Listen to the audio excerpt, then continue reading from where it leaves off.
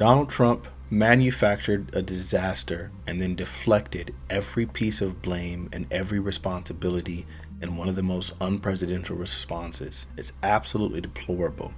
Various articles that appeared prior to my entering office, and here's one.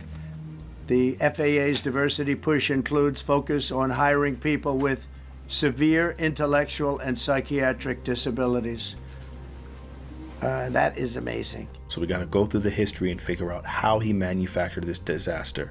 What I'm referring to is the plane crash of 29, the mid-air collision, which hadn't happened since like aviation began. I want to say between a helicopter and an airplane that had literally never happened before. So let's talk about what led up to it. So since Donald Trump has taken office, he, like most Republicans, has it in his mind that his job is to curtail as much regulations and expertise and oversight as possible to just streamline everything. The problem with this approach is that all of those things are needed. Typically, the purpose of experts, the purpose of regulations is to make sure that we safeguard so that people aren't getting hurt in certain scenarios. And Republicans just don't believe in it. They attack the EPA, they attack pretty much any oversight committee that they can because they believe that by those things that they cause regulation that delay their progress and delay their productivity, which is actually accurate.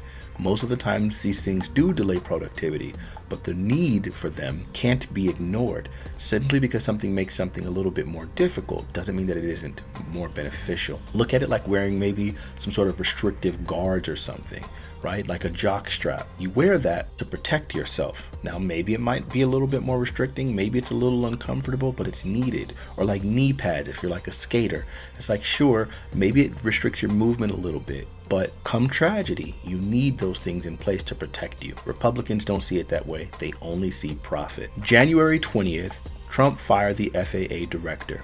That person is the single man that's responsible for overseeing the whole national air traffic safety, right? That's their job, okay? And he got rid of that person. Then, January 22nd, he dismantled the Aviation Safety Advisory Committee, just completely disbanded that. Their whole job is to independently create oversight for the FAA. The FAA is a Federal Aviation Administration. They're the ones that hire the air traffic controllers. They're the ones that deal with pretty much all things that go in the air. Now, other people started erroneously citing like the hiring freeze. The hiring freeze wouldn't have any impact on these collisions because even if you're hired as an air traffic controller, you go through such rigorous training and things like that, that you're not going to just immediately jump into like very heavy areas, right? Like you're not going to just jump into like one of the busiest airports ever and immediately start controlling airplanes or on your own without a supervisor present and things like that. That would never ever happen.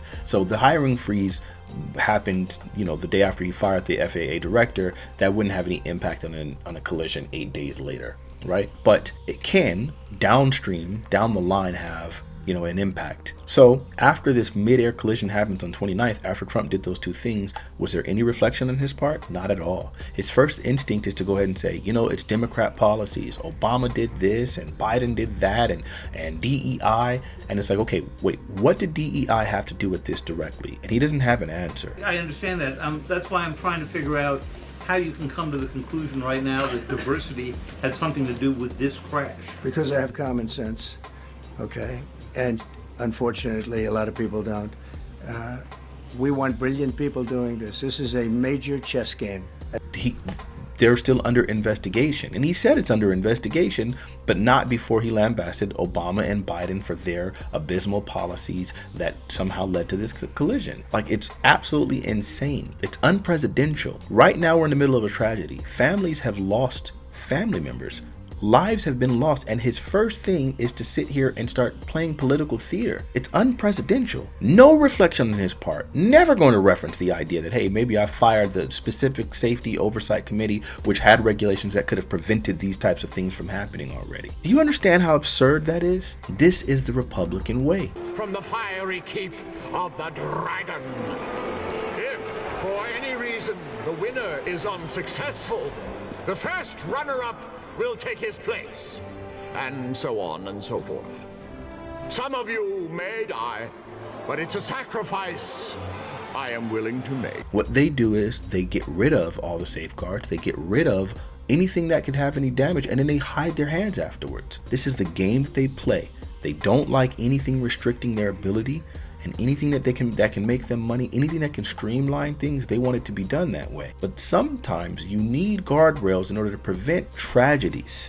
So in a nutshell, Trump created this crisis. When you fire the people who are responsible for safeguards, you fire the director, and then in that chaos you have this thing happen. You created that. He created a border disaster so that he could run for president. When they were coming up with legislation in order to fix this border disaster, he calls in and says, nah, don't do that, because I need to run on immigration. I need to run on deportation. So now that he's running on it, he knows that he can't fix the problem, because then that takes away one of his biggest tools to win himself the election. Creating a problem and then not fixing it. This is what used to be done with all sorts of things in this country. People used to claim that about abortion, where it's like, if we never fix a problem, we can always use it as a talking point to make sure that we have something to run on. Democrats had the ability to do some things to actually solidify abortion rights, but they chose not to, because they knew that they can continue to run on it. And that's literally what Kamala Harris ran on. Didn't work to her benefit though. It's so disgusting, especially when you start thinking about the fact that the families of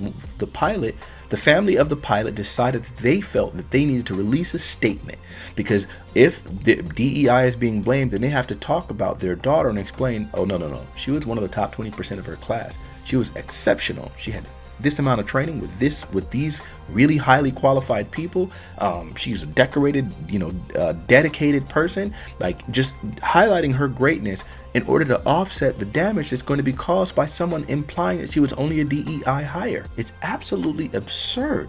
That's not leadership. Political theater is not the thing to do in the face of crisis. That's what he did with the fires in California. This is absurd.